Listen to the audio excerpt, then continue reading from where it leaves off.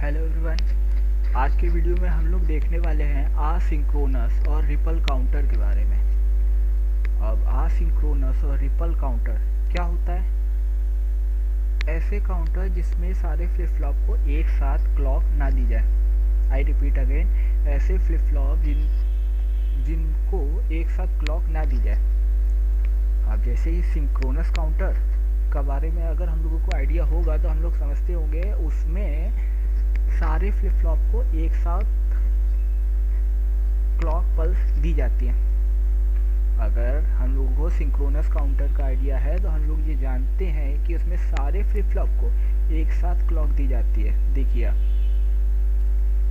सारे flip flop को एक साथ क्लॉक दी जा रही है।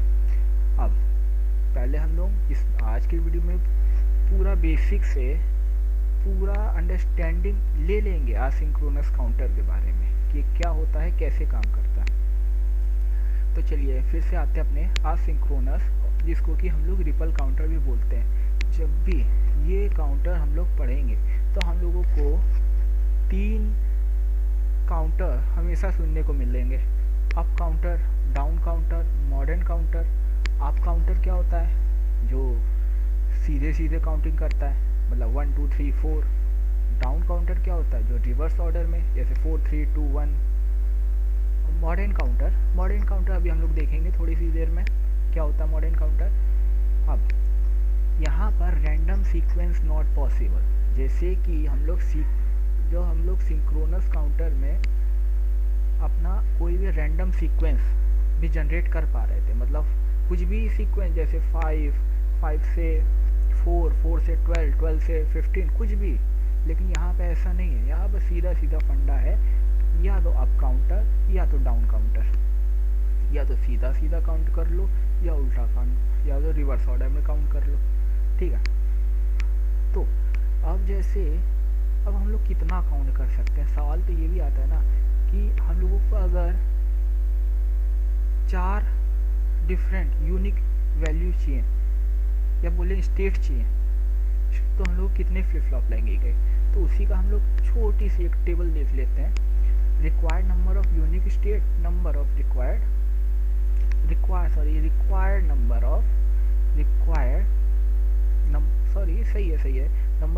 Flip flop. 4 यूनिक स्टेट चाहिए तो कितने फ्लिप फ्लॉप लगेंगे? 2 फ्लिप फ्लॉप लगेंगे। 8 यूनिक स्टेट चाहिए तो कितने फ्लिप फ्लॉप लगेंगे? 3 फ्लिप फ्लॉप लगेंगे। 16 यूनिक स्टेट चाहिए तो कितने फ्लिप फ्लॉप लगेंगे? फॉर्मूला देख रहे हैं, लॉग बेस 2 के अंदर मैं वही रख दे रहा हूँ जितने हमको स्टेट चाहिए। 4 चाहिए तो लॉग बेस 2 4, लॉग बेस 2 4, तो 2 फ्लिप फ्लॉप लगेंगे। ठीक है। अगर आज 8 यूनिक स्टेट चाहिए तो 3 फ्लिप फ्लॉप लगेंगे। 16 यूनिक स्टेट्स चाहिए तो 4 फ्लिप फ्लॉप लगेंगे। इसी तरह अगर n यूनिक स्टेट चाहिए तो log base 2 n flip flop लगेंगे। इसका अगर हम रिवर्स ऑर्डर में बोले कि अगर हम लोगों के पास 2 फ्लिप फ्लॉप हैं तो हम लोग कितनी यूनिक स्टेट ले सकते हैं? 4 यूनिक स्टेट। 3 फ्लिप फ्लॉप है तो कितनी यूनिक स्टेट ले सकते हैं? 8 यूनिक स्टेट हम लोग काउंट कर सकते हैं। और अगर 4 फ्लिप फ्लॉप हैं तो 16 यूनिक स्टेट हम लोग काउंट कर सकते हैं। ठीक है। अब ये अप काउंटर है और ये डाउन काउंटर है। ठीक है। इसमें सिंपल सा फंडा है, कोई रैंडम सीक्वेंस पॉसिबल नहीं है। तो इसमें फ्लिप फ्लॉप कौन से यूज़ होते हैं? अभी तो ये एग्जांपल मैंने जेके फ्लिप फ्लॉप लिया है, तो क्या भाई और भी कोई फ्लिप फ्लॉप यूज़ होता है? जी हाँ, आसिंक्रोनस में या तो आपका जेके फ्लिप फ्लॉप यूज़ होगा या फिर टी फ्लिप फ्लॉप होगा, और दूसरे किसी भी फ्लिप फ्लॉप की चांस नहीं है आसिंक्रोनस काउंटर को बनाने में। ठीक है। जेके फ्लिप फ्लॉप या फिर टी फ्लिप फ्लॉप। ठीक है। तो अभी मैं आपको अब सिंक्रोनस काउंटर पे ले चलता हूँ। सिंक्रोनस काउंटर का मतलब क्या है कि जब भी क्लॉक, हर एक क्लॉक में हम लोगों को एक तो कॉमन क्लॉक है, मतलब हर एक क्लॉक, जब भी क्लॉक फायर होगी, क्लॉक दी जाएगी तो हमको सारे फ्लिप फ्लॉप में आउटपुट चाहिए। इसका आउटपुट भी चाहिए, इसका आउटपुट भी चाहिए, इसका आउटपुट भी चाहिए। हाँ, ठीक है। अब क्लॉक देने के भी एक होता है पॉजिटिव एज क्लॉक, एक होता है पॉजिटिव क्लॉक और एक होता है निगेटिव क्लॉक, ठीक है।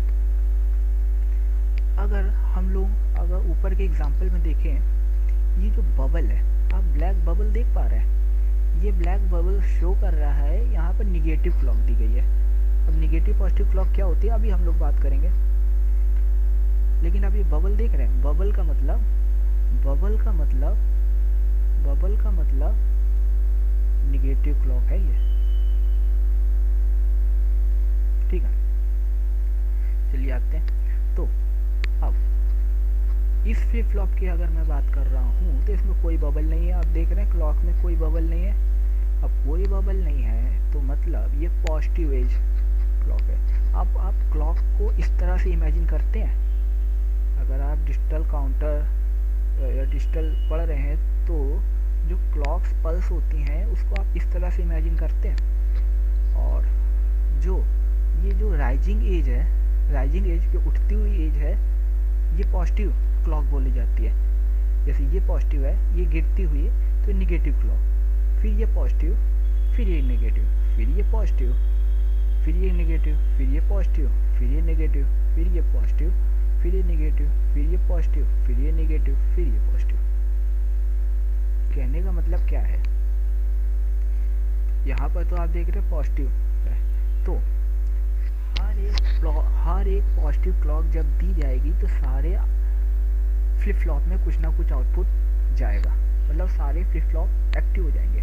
मान लीजिए ये मैंने पहली क्लॉक दी, पहली क्लॉक में अब जो भी इनपुट अरेंजमेंट हो वो तो सर्किट डिज़ाइन करने वाला जाने, लेकिन अभी तो मैं आपको कॉन्सेप्ट बता रहा हूँ कि अगर पहली क्लॉक दी तो सब में कुछ ना कुछ आउटपुट रहेगा, 0 1 0 कुछ भी। मान लीजिए पहली क्लॉक दी तो मेरा आपको समझाना ये चाहता हूँ, पहली क्लॉक देने पे सारे फ्लिप फ्लॉप पे कुछ ना कुछ आउटपुट आया, सारे फ्लिप फ्लॉप एक्टिव हुए। इसी तरह से जब मैंने दूसरी क्लॉक फिर से दी तो फिर से ये आउटपुट चेंज हो गया, 1 0 1 कुछ भी हो गया।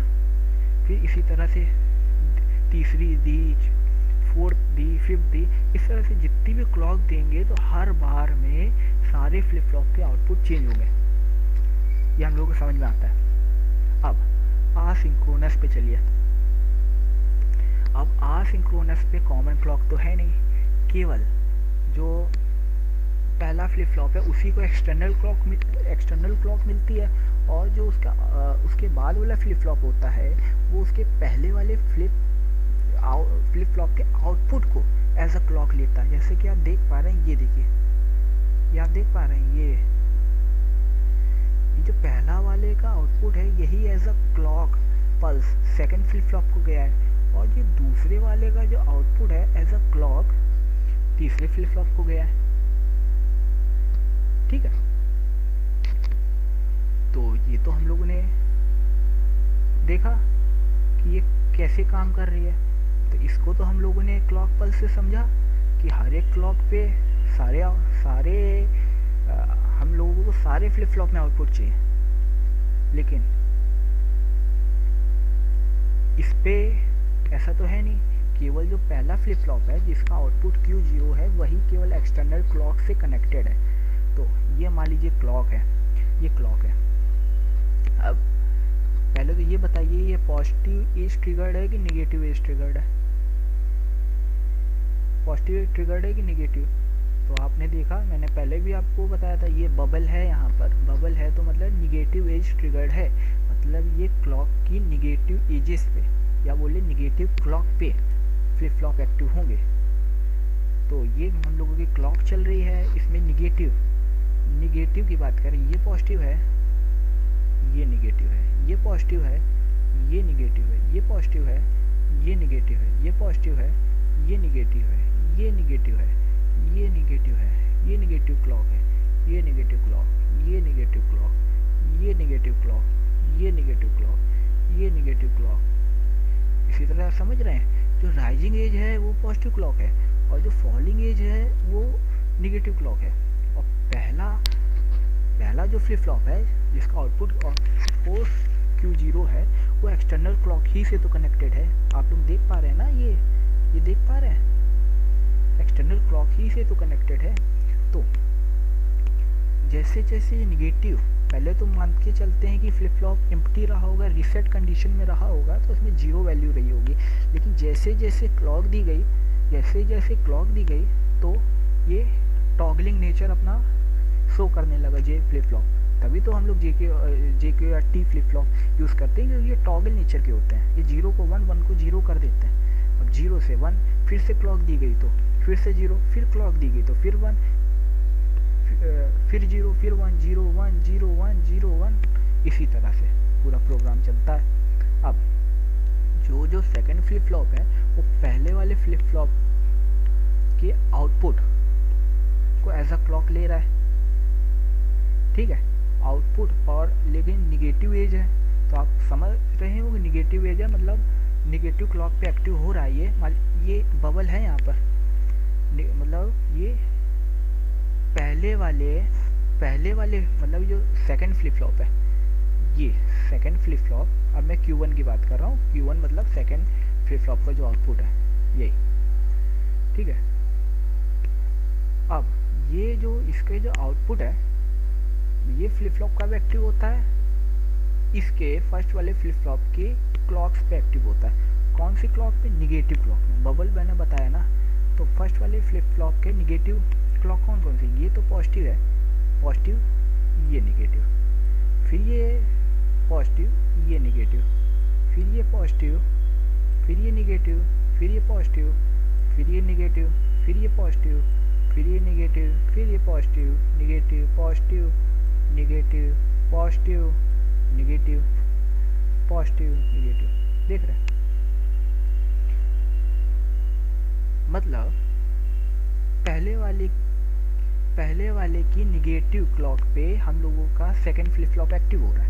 पहले इसमें भी 0 रहा होगा, जैसे पहले वाले फ्लिप फ्लॉप में जैसे पहले रीसेट कंडीशन ही रही होगी तो 0 था, इसी तरह से सेकंड फ्लिप फ्लॉप में भी पहले 0 ही रहा होगा। जैसे इसको पल्स मिली, क्लॉक पल्स मिली, निगेटिव क्लॉक पल्स मिली, तो ये फिर से 1 हो गया, फिर मिली, फिर 0 हो गया, फिर 1 हो गया, फिर 0 हो गया, फिर 1 हो गया, फिर 0 हो गया, फिर 1 हो गया, फिर 0 हो गया।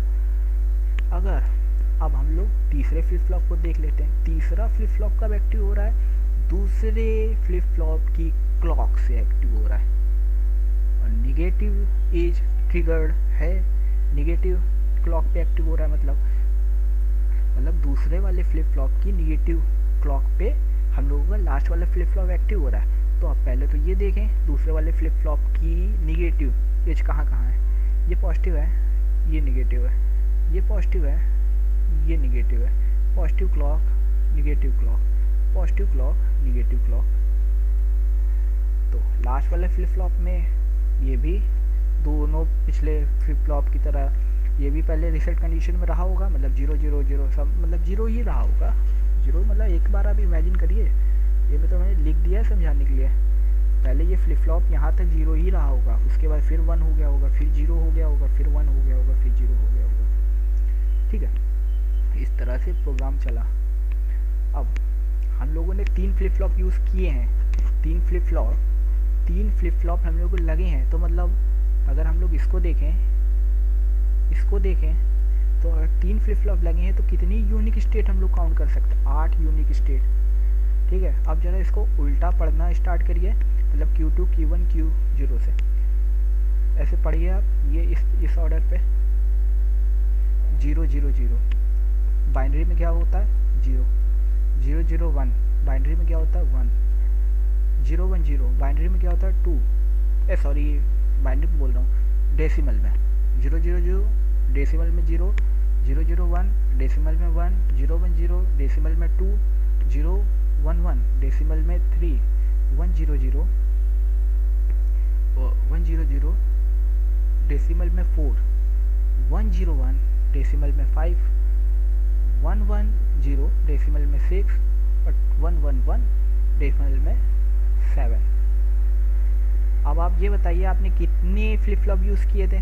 3 फ्लिप फ्लॉप यूज़ किए थे, कितनी यूनिक स्टेट चाहिए थी? 8 यूनिक स्टेट चाहिए थी, तो 0 से 7, 1 2 3 4 5 6 7 8, 8 यूनिक स्टेट हो गई, 8 यूनिक स्टेट हो गई।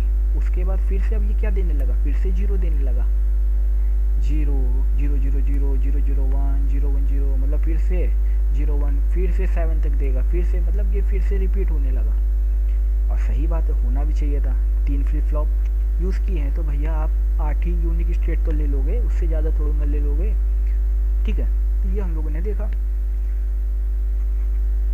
तो यहाँ पर तो हम लोगों ने अप काउंटर देखा। एक चीज़ और मैं बताना चाहता हूँ, ये फ्लिप फ्लॉप देखते ही आप कैसे पहचानेंगे कि ये अप काउंटर है कि डाउन काउंटर है। तो इसका भी मैं आपको फंडा बता देता हूँ।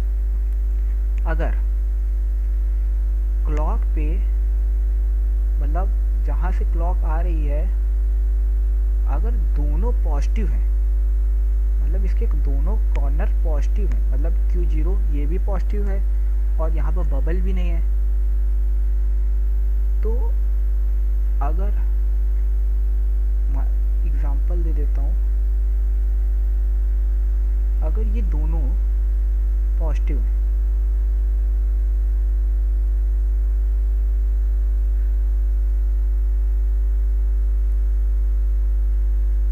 तो हम लोगों का डाउन काउंटर होता है, मतलब उल्टी गिनती करेगा, 4 3 2 1 इस तरह से डाउन काउंटर, ठीक है, डाउन काउंटर मान लीजिए। अब अगर ये पॉजिटिव है, इसको मैं सिंपल से पहचानने का तरीका बता रहा हूँ, ये डाउन आप देखते ही पहचान जाएंगे। और अगर ये दोनों निगेटिव है, मतलब यहाँ पर तो Q0 नॉर्मल आउटपुट से कनेक्टेड है, लेकिन यहाँ पर बबल है, यहाँ बबल है, तो मतलब निगेटिव साइन, निगेटिव साइन मतलब ये कौन सा काउंटर है, अप काउंटर है। रिपीट मैं बता देता हूँ क्या है, फिर से बोलता हूँ। अगर ये दोनों पॉजिटिव हैं, मतलब नॉर्मल आउटपुट से कनेक्टेड है और यहाँ पर बबल भी नहीं है, तो आपको देखते पता चल रहा है कि ये डाउन काउंटर है, डाउन काउंटर है। और यहाँ पर इस एग्जांपल में भी मेरा यही था, नॉर्मल आउटपुट से कनेक्टेड था लेकिन यहाँ पर बबल था, इसलिए ये क्या था, ये अपोजिट साइन था ना, अपोजिट साइन था ना। एक मिनट, मैंने गलत लिख दिया, पॉजिटिव अगर साइन है तो ये डाउन काउंटर है, लेकिन यहाँ निगेटिव साइन, सॉरी निगेटिव मतलब आप ये समझिए अलग अलग साइन, जो कि यहाँ पर था भी हम लोगों के एग्जांपल जो भी हम लोगों ने देखा कि Q0 तो हम लोगों का नॉर्मल आउटपुट था, लेकिन यहाँ पर बबल था, मतलब इन दोनों के साइन अलग अलग है, अलग अलग थे, अपोजिट साइन। इसको आप पॉजिटिव निगेटिव ना करके अपोजिट साइन बोलिए, same sign positive, same sign और ये अपोजिट साइन में अप काउंटर। यहाँ पर हम लोगों ने देखा भी बबल था और नॉर्मल आउटपुट से कनेक्टेड था, हम लोगों को अप काउंटर मिला, मतलब सीधे सीधे काउंटिंग मिल गई 0 1 2 3 4। अगर ऐसा, अगर ये दोनों सेम होते तो हम लोगों को डाउन काउंटर मिलता, डाउन काउंटर मिलता, मतलब 4 3 2 1 इस तरह का सीक्वेंस मिलता।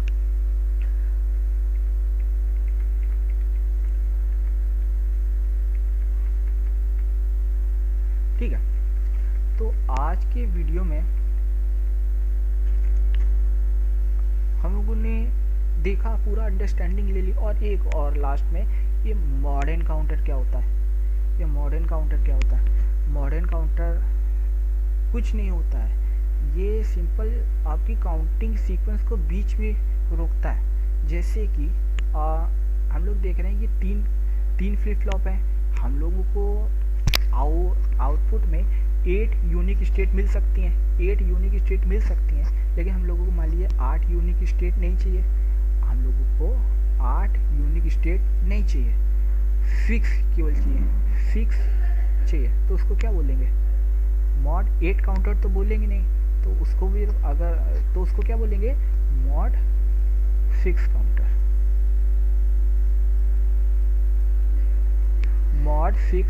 मॉड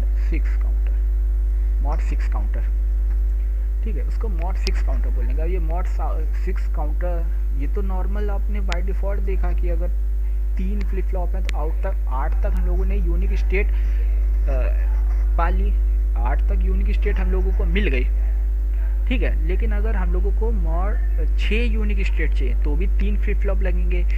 तो उसके बाद मतलब हम लोगों को कुछ काउंटिंग सीक्वेंस रोकने पड़ेंगे ना, मतलब 0 से 5 तक तो सही है, 0 से 5 तक तो सही है, मतलब 5 यूनिक स्टेट तो हम लोगों को यहाँ तक में मिल जाएगी। लेकिन इसके बाद फिर से 0 हो जाना चाहिए।